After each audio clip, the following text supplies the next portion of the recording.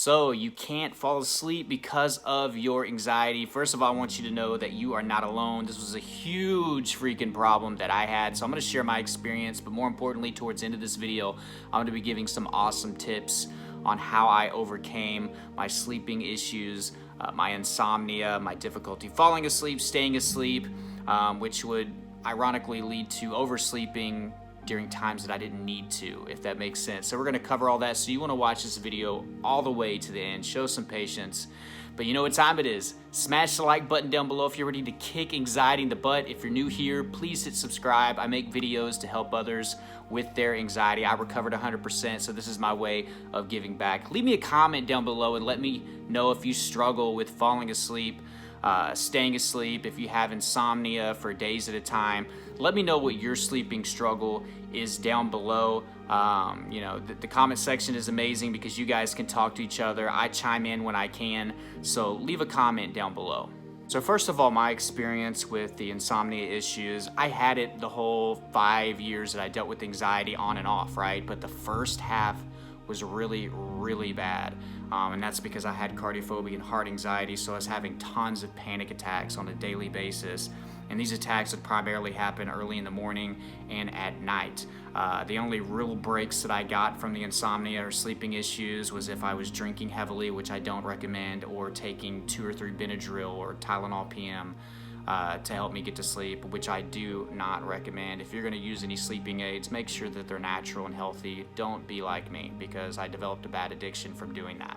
But if I wasn't self-medicating in those ways, it was hell. It was hard for me to fall asleep. And I have some different theories for why this happens. First of all, we kind of associate darkness and nighttime with negativity and fear, right? That's just something that I think is natural for a lot of people, right? But when you have anxiety, you associate those two even more. Something else that happens, guys, there's less distractions. Think about it. You're laying in bed, you're not at work, you're not at job. I know some of you probably work graveyard, but for probably the majority of us, we're not working, we're not busy, we're not doing a lot of things. The people that we love are sleeping, so we don't have any support. It's hard to talk to people. You can't even find anything good on TV. It's quiet, traffic is not as loud, so you don't even have that. The birds aren't chirping. Everything just kind of quiets down. And what happens when you've had anxiety for a significant period of time, you become super aware and focused on what's going on in your body. You become symptom focused. So during the day, I would be just busy enough for my anxiety to come down just a little bit for me to be able to function, if I was even able to get to work, or if I had the energy, or if I could muster up the strength to get there. If I was able to put a lot of my energy and focus onto something else, sometimes it would relieve the symptoms and the negative thoughts just a little bit so I could get throughout the afternoon.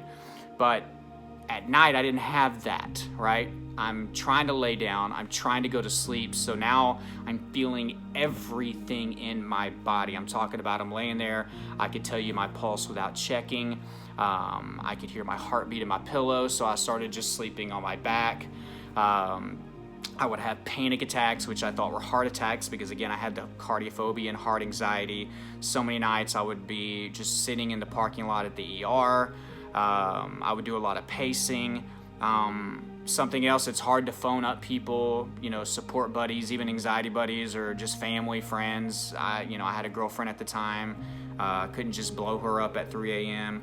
My mom was supportive, but it was just kind of during the day. She wouldn't answer me if I called like super late at night, which I don't blame her. But she was a nurse and she would give me some quick reassurance, which eventually I had to learn to get away from that, to stop calling her when I felt that way.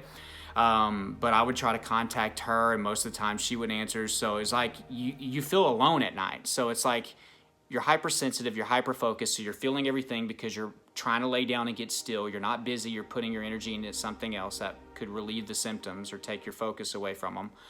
And it's just quiet and you feel alone, and you have this element of darkness that we associate with negativity or fear or bad things happening. And that's a struggle.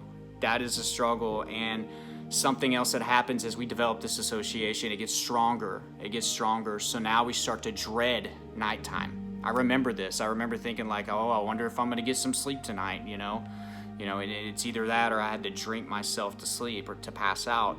But I wonder if I'm gonna get some sleep tonight. Probably not, man. I bet you I'm gonna have panic attacks again like I did last night when I was trying to lay there and go to sleep. And guess what? We write our own story in that way. That's anticipatory anxiety. We're setting ourselves up for failure. So I did that pretty much on a daily basis. Like, I dreaded nighttime because I felt alone. I felt like I was gonna die and nobody was gonna be around me to help me or take me to the hospital. You know, I felt like I was gonna die before I could dial 911. That's why a lot of nights I would just spend the night at the ER. So if I had a heart attack, I could just crawl in there into the, you know, the opening doors and just be like, help me, I'm dying of a heart attack at 20. So, that's pretty much my experience. There were a few times where I didn't get sleep for 2.5 days, and then I would crash. But the problem with crashing and finally getting your sleep, which get your sleep when you can get it, okay? In the beginning, it's just hard. You're gonna have to, if you gotta take some naps, do it. If you crash and you gotta call into work, just do your thing. You gotta get your sleep. It's just not healthy to go more than shoot. You need your sleep every night. But if you're going past 2 days without sleep, that's just really not healthy, and that could actually be dangerous. So make sure that you get your sleep however you can get it in the beginning when your anxiety is really, really severe. But then I would crash, okay? But it would be at a time I didn't want to. I'd have to call in, and then I'd have to catch up on my sleep that way, and I'd probably sleep 12, 15 hours, and then I'd start all over again. So panic attacks, super hyper focused. I was feeling every bubble in my stomach. I was feeling every little sensation in my head. And since it was quieter, it was almost like the thoughts in my head were a lot louder, whether those be intrusive thoughts, irrational thoughts, negative thoughts, fearful thoughts, anything. Also, I would occasionally have nocturnal panic attacks. I know some of you are waking up in the middle of the night with the panic attack, and then it's hard to go back to sleep, obviously.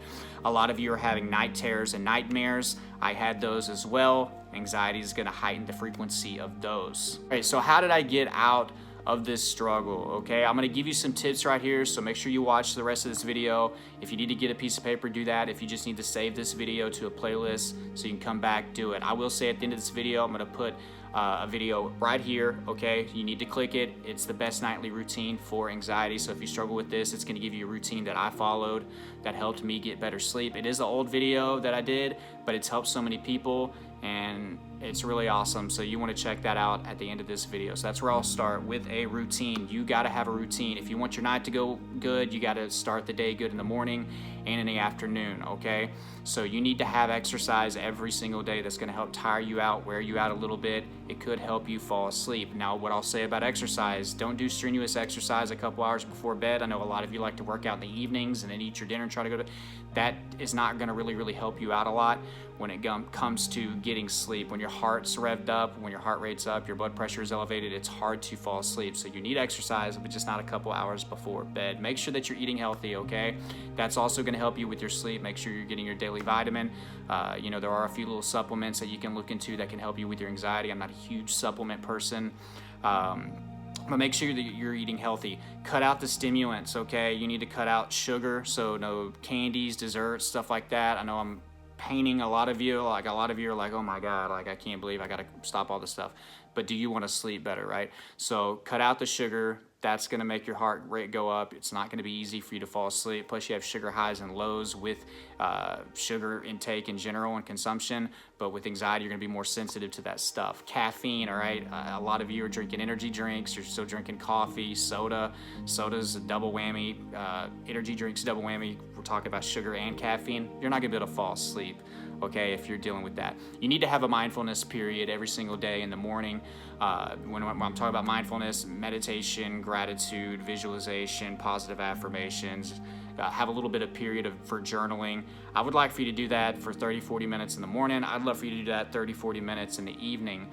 Morning and evenings are great for your mindfulness and meditation because that's when your subconscious and your conscious mind are closest together. So be sure that you're getting a period of mindfulness in every single day. Guys, if you're sitting on your freaking phones, if you're watching TV late at night, you gotta just try to turn those things off. I know you're trying to distract yourself, being on your phone, scrolling through, you know, social media or watching TV or sitting on your laptop. bright lights are not going to help you sleep, okay? So yeah, a lot of you are afraid to just turn that stuff off and just kind of sit there in your symptoms, but we got to start getting used to it, okay? So it's not going to be easy in the beginning. None of this stuff's going to be easy in the beginning, getting on a routine, you know, cutting out bad things that keep us from falling asleep. But trust me, guys, it is worth it in the end.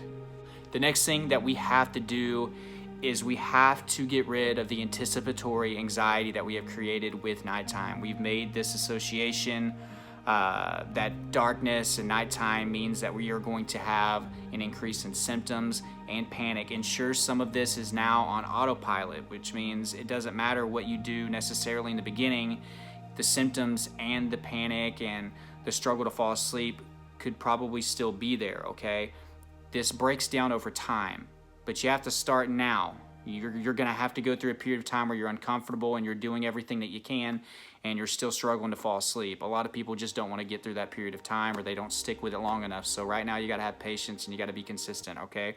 So there's two different ways that I like to handle anticipatory anxiety. The first one is you can start trying to save the fear for the moment. So during the day, a thought that would pop up in my head was, oh my God, you know, I'm not going to get any sleep tonight. This is going to suck. Instead, I should be thinking, I'm at work right now. It's beautiful outside. I'm not trying to fall asleep. I'm going to decide to worry about my symptoms or my panic or my anxiety then. I'm not going to worry about it right now. And what this does, guys, is does it eliminate your anxiety at night? No, it doesn't. But you're not going into nighttime like a loaded gun, right? You've been writing your own story. You actually have a little bit more control than you think. You're setting yourself up for failure. You're sabotaging yourself, okay? So by saying I'm going to save the fear for the moment, I'm going to save my anxiety and my symptoms and my negative thoughts for that time, I'm having a better afternoon. And there's a good chance now that my anxiety won't be as bad at night. It doesn't necessarily eliminate, okay? So save the fear for the moment. You can use that for all your other associations. It's a good thing to help you out in life in general. If you have something coming up in a week or two that you're afraid of, well, you're not at that event that you're afraid of right now. So I'm not going to waste these 2 weeks leading up to it, if that makes sense. So stop wasting your afternoons and your mornings worried about the night that hasn't come yet, okay? You'll be surprised. This could lessen your anxiety and could start helping pretty quickly. The next thing, start viewing nighttime as an opportunity. Instead of looking at it as a nightmare, start saying, look, that's an opportunity for me to practice mindfulness or to practice positive self-talk or self-love. You know, maybe I could do some meditation. You know, maybe I could do some cold water therapy, some things like that to help me fall asleep. This is an opportunity, and if you really think about it, you actually need these things to happen so you can face them, right? Your fears aren't going to just magically disappear. This association isn't going to magically disappear, right? Your symptoms, your panic, your anxiety in general isn't going to magically disappear. There are going to be battles, there are going to be tests, so start looking at nighttime as an opportunity. You can use a little bit of reverse psychology because this would help me as well. I hope I get anxiety tonight. Bring it on. Bring it on. And that's the kind of mentality that you honestly have to defeat anxiety. You know, if you show it fear, it's going to take advantage of you and it's going to be a lot worse, okay? Just like when you show fear to your symptoms, what do? They get worse. When you show extra fear during panic, the panic gets worse, it lasts longer, okay? So you got to start standing up to some of this. I know it's not easy, trust me. I struggled so freaking much with this. That's why my anxiety lasted years. But my goal on this channel is to shorten that time period for you. So you have to handle the anticipatory anxiety. So if you made it this far in the video, I want you to go down below and in all caps, I want you to put tonight is an opportunity. Tonight is an opportunity, right? We're trying to get rid of that anticipatory anxiety. Let's invite the anxiety tonight, all right? Bring it on. You know, that's the kind of attitude that I want you to have. Remember, guys, if you're struggling with getting a routine together, if you're struggling with strategy, if you are wanting recovery, you're wanting these symptoms to go away, and you don't have anywhere else to look to, please try out my anxiety recovery program down below in the description and in the first pinned comment. Elite Anxiety Bootcamp has helped so many people. It's going to have a detailed routine from the time I woke up all the way until I went to sleep. So if you want a literal step-by-step process on how I got through my day to eliminate my symptoms, my anxiety, to get my life back, to help me get better sleep, check that out. Extremely affordable, especially when you compare it to other programs that don't have as much content stuffed into it as this program, okay? So check that out. Online therapy, my Facebook groups, Twitter, Instagram, Snapchat, TikTok, all that stuff is also going to be down below in the description.